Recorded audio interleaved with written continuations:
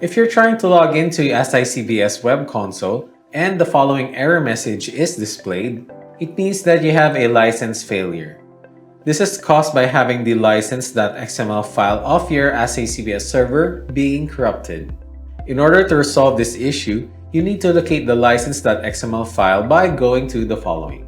Open Windows Explorer, go to Drive C, Program Files, AhsayCBS folder, then Conf. Scroll down and locate the license.xml file. You can check if the XML file is corrupted by opening it with a web browser.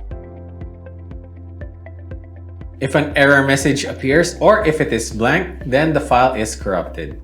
To resolve this, move the corrupted license.xml file out of the conf folder.